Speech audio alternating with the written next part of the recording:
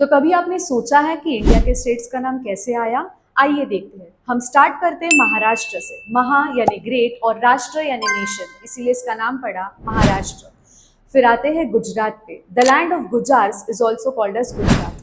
Land of kings is Rajasthan. The land of seven waters is called as Punjab. अब आते हैं हिमाचल पे। हिम यानी स्नो और आंचल यानी माउंटेन्स, और इसी से इसका नाम पड़ा हिमाचल। फिर आते हैं मध्य प्रदेश पे। मध्य यानी सेंटर और प्रदेश यानी नेशन, तो इसीलिए इसका नाम पड़ा मध्य प्रदेश।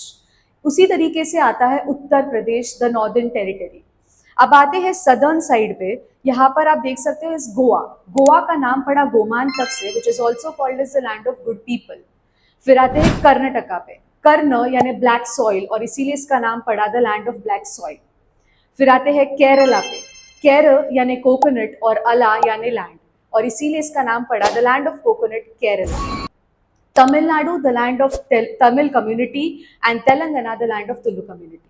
अब आते हैं अरुणाचल प्रदेश पे। अरु यानी सन और आंचल यानी mountain, so the land of rising sun is also called as Arunachal Pradesh. फिर आता है आसाम। यहाँ पर 13th सेंचुरी में अहोम डायनेस्टी ने रूल किया था, और इसीलिए इसका नाम पड़ा आसाम।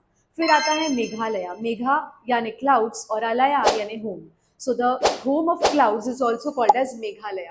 फिर आता है मिजोरम।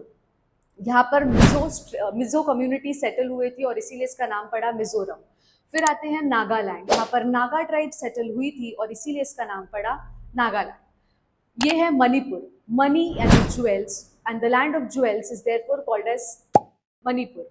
लास्ट आता है त्रिपुरा। यहाँ पर त्रिपुरा सुंदरी देवी के नाम से त्रिपुरा जाना जाता है। तो ये थी इंडिया के स्टेट्स की कुछ झलक।